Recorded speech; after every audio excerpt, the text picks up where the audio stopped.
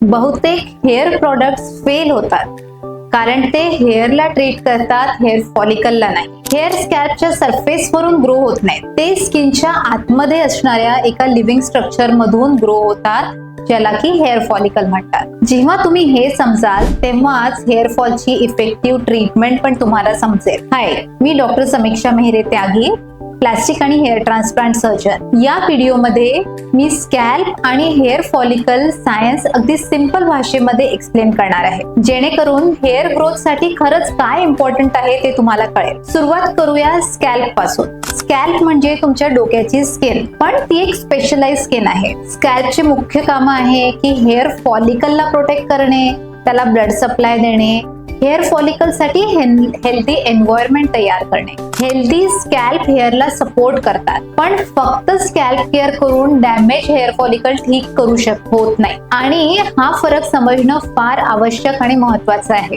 जसं आपण स्कॅल्प बद्दल बोललो, आता बघूया की हेअर फॉलिकल काय आहे. बहुतेकांना वाटतं की जे केस आहेत ते स्कॅल्पच्या स्किनवरून ग्रो करतात, पण जी खरी प्रोसेस जी आहे, जे हेअर ग्रोथ होते ती स्किनच्या आतमधून सुरू होते. तुमच्या डोक्यावर प्रत्येक हेअर एका टायनी स्ट्रक्चर पासून ग्रो होतात, ज्याला की हेअर फॉलिकल म्हणतात. आणि हे स्ट्रक्चर जे तुम्ही समजता त्याच्यापेक्षा भरपूर कॉम्प्लेक्स असतं. तर हे हेअर फॉलिकल काय आहे, सिंपल भाषेत समजायचं तर हे हेअर फॉलिकल एक मिनी फॅक्टरी म्हणता येईल. आणि ही एक टायनी जिवंत एक स्ट्रक्चर आहे, जी की कंटिन्युअसली तुमचे केस प्रोड्यूस करते. आणि प्रत्येक हेअर फॉलिकल, प्रत्येक फॅक्टरी आपल्या इंडिपेंडंट पेसवर काम करते आणि त्याची एक स्वतःची हेअर ग्रोथ सायकल पण आहे. प्रत्येक हेअर फॉलिकल एका वेळी फक्त एक हेअर स्ट्रँड बनवतो. तुमच्या स्कॅल्पवर साधारण 1 लाख हेअर फॉलिकल असतात, म्हणजे जवळपास 1 लाख टायनी फॅक्टरी सतत तुमचे केस बनवत असतात. आता याचे मुख्य पार्ट्स काय ते आपण सिंपल भाषेत बघूया. सगळ्यात महत्वाचं म्हणजे हेअर बल्ब. हा फॉलिकलच्या सगळ्यात खालच्या भागाला असतो, म्हणून त्याला हेअर बल्ब म्हणतात.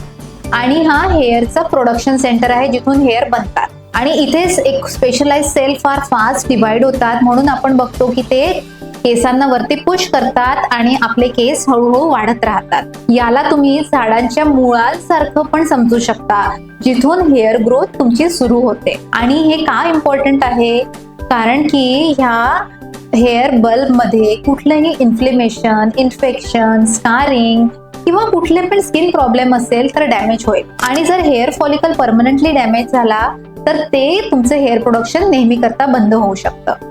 पण ज्या कंडिशन्स मध्ये हा रिव्हर्सिबल असतो, तिथे हेअर ग्रोथ ट्रीटमेंट नंतर पुन्हा सुरू होते. नेक्स्ट इम्पॉर्टंट गोष्ट आहे डर्मल पॅपिला. हा एक खूप इम्पॉर्टंट स्ट्रक्चर आहे आणि हा याच्यासाठी इम्पॉर्टंट आहे की इथे तुमचे ब्लड वेसल्स तुमच्या केसांसाठी ऑक्सिजन आणि न्यूट्रिशन घेऊन येतात. आणि हे तुमचं कंट्रोल सेंटर किंवा ग्रोथचं कंट्रोल सेंटर आहे.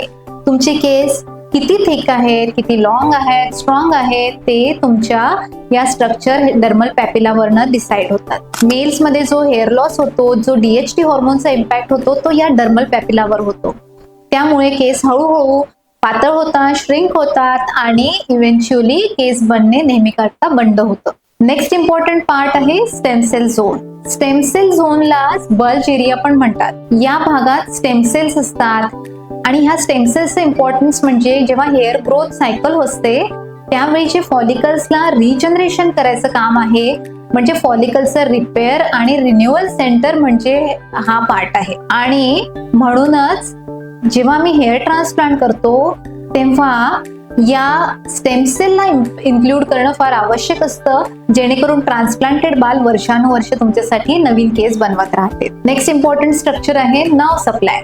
हे नर्व एंडिंगमुळे तुम्ही जेव्हा केसांना टच करता किंवा तुम्ही जे फील करता ते ह्या नर्व एंडिंगमुळे, आणि हे सुद्धा स्कॅल्पच्या हेल्पसाठी फार आवश्यक असतात. आता बघूया की जे हेअर प्रोडक्ट्स तुम्ही शॅम्पू किंवा ऑइल्स यूज करता त्यांच्या लिमिटेशन्स का आहेत. हेअरची थिकनेस आणि ग्रोथ ही डिसाइड होते त्यांच्या स्कॅल्पच्या सरफेसवर नाही तर त्यांच्या रूट्स पासून. म्हणून शॅम्पू आणि ऑइल जे टेक्स्चर इम्प्रूव्ह करू शकतात, पण ते तुमच्या हेअर लॉसच्या कारणांना कदाचित ठीक करू शकणार नाही. आणि इथेच सगळं कन्फ्युजन सुरू होतं, कारण की शॅम्पू, ऑइल, सिरम हे स्किनवर, स्कॅल्पवर काम करतात, हेअरच्या शॅफ्टवर काम करतात, पण ते हेअरच्या फॉलिकल किंवा बल्ब पर्यंत पोहोचत नाही. ऑइल तुम्हाला शाईन देतील, पण तुमचा हेअर लॉस ते जेनेटिक कारणांना रिव्हर्स करू शकणार नाही. याचा अर्थ असा नाही की ऑइलचा आपला यूज नाही, पण त्यांचे आपले लिमिटेशन्स आहेत. आता हेअर फॉलिकल बद्दल बोलतोय तर हेअर फॉलिकल पुष्कळ कारणांमुळे डॅमेज होऊ शकतात. यातली काही इम्पॉर्टंट कारण आहेत, जसे DHT हॉर्मोन, इन्फ्लेमेशन, इन्फेक्शन, न्यूट्रिशनची कमी किंवा long term stress, hormonal imbalance, या सगळ्या कारणामुळे.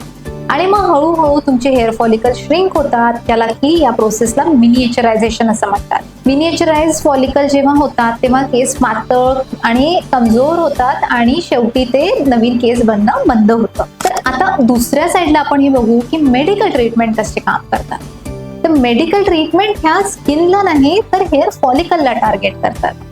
तो हेअर फॉलिकलला ब्लड सप्लाय वाढवतात, त्यांचे इन्फ्लेमेशन कमी करतात, हेअरच्या ग्रोथ फेजला सपोर्ट करतात. म्हणून सायंटिफिकली प्रूव्हन ज्या ट्रीटमेंट्स आहेत त्या स्लो पण नक्की आणि कन्सिस्टंटली काम करतात. एक इम्पॉर्टंट गोष्ट जी तुम्हाला समजणं फार आवश्यक आहे की जर फॉलिकल वीक असतील किंवा स्लीपिंग फेज मध्ये असतील, डॉर्मंट असतील, तर त्यांना आपण रिवाईव्ह करू शकतो. पण फॉलिकल पूर्णपणे डिस्ट्रॉय झाले असतील तर ते कुठल्याही नॅचरल ट्रीटमेंटनी परत येणार नाही. म्हणूनच अर्ली डायग्नोसिस फार इम्पॉर्टंट आहे, जेणेकरून वेळेवर ट्रीटमेंट घेऊन तुमच्या हेअर फॉलिकलला वाचवता येईल. तुमचे केस स्कॅल्प वरून किंवा स्किन वरून ग्रो होत नाहीत, तर ते फॉलिकल मधून मुळापासून ग्रो होतात. स्कॅल्प केअर तुमच्या हेअरला थोडं बेटर करू शकतात, पण तुमच्या फॉलिकलची केअर तुमच्या केसांचे वर्ष वाढवू शकतात. जर तुम्हाला हेअर रिलेटेड अशी सायंटिफिक इन्फॉर्मेशन हवी असेल तर आमच्या चॅनलला नक्की सबस्क्राईब करा. थँक्यू.